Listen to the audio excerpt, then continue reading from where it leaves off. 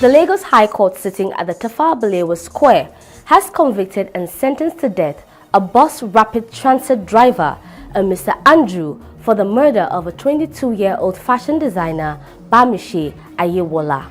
Hi, welcome to What's Happening. These are our top 10 stories countdown today. At number 10, India's human rights body said Thursday it was investigating reports more than 100 children fell sick after eating a school lunch served after a dead snake was found in the food. The meal was served last week in a government-run school in the city of Mokama in Bihar, one of India's poorest states, it said. The commission demanded local government officials and police investigate media reports that more than 100 children fell ill after eating the school lunch.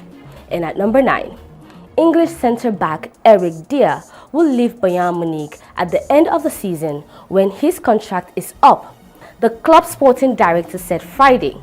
Dier's contract expires on June 30th, but Bayern are still in talks in a bid to extend it temporarily to cover the Club World Cup, which runs from June 14 to July 13 in United States.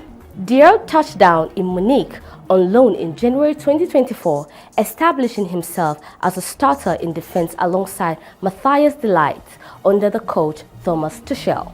And at number 8, the African Development Bank Group has approved a new 5-year country strategy paper for Nigeria, committing about $650 million annually between 2025 and 2030 to drive economic transformation, build resilience, and foster broad-based prosperity. The bank disclosed this in a statement published on its website on Thursday, saying that $2.95 billion would be provided over the first 4 years of the plan, to be complemented by an estimated $3.21 billion in co-financing from development partners. At number 7, the Presidential Compressed Natural Gas Initiative Chief Executive Officer Michael Oluwagbemi on Friday announced a 40% fare reduction by CNG-powered taxis from Motor Park in Area 1 Garki, Federal Capital Territory. The discount, according to him, was to lessen the burden of the premium motor spirit petrol subsidy removal on the general public. At number 6, the federal government has called on the newly decorated Controller General of the Nigerian Correctional Service, Sylvester Onwa-Kuche, to lead a transformation of the service, shifting its focus from punishment to rehabilitation and reforms.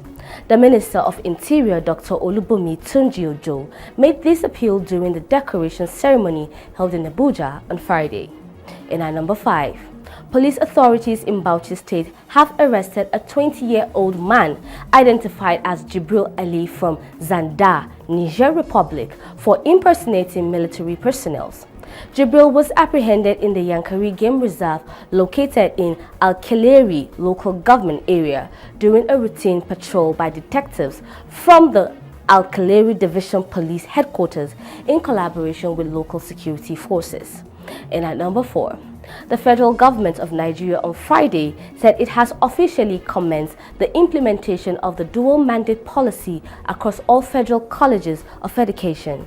Following the enactment of the Federal Colleges of Education Act 2023, according to a statement by the Director of Press, Federal Ministry of Education, Folashade Boriowo, this legislation is signed into law by President Bola Ahmed Tinubu. And at number 3, the federal government has summoned Vice Chancellor of some schools and the Managing Director of Nigeria Education Loan Fund, NEL Fund, over alleged diversion of funds meant for the student loan scheme. A recent report claimed that about 51 schools had made illegal deduction from student loan under NEL Fund, prompting the Independent Corrupt Practices and Other Related Offences Commission to launch a comprehensive investigation into the alleged discrepancies. At number 2, the Nigeria Labour Congress Kano State Chapter has endorsed Governor Abba Yusuf for a second term in office, hailing his administration's commitment to the welfare of workers and retirees.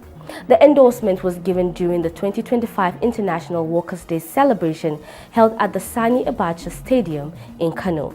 And at number 1, The Lagos High Court sitting at the Tafawa Balewa Square has convicted and sentenced to death a bus rapid transit driver, Andrew Omini-Koron, for the murder of a 22-year-old fashion designer, Bamise Ayewola. In a judgment that lasted over 2.5 hours, Justice Sherifat Sonieke held that the prosecution, the Lagos State government, successfully proved beyond reasonable doubt that the defendant committed the offense.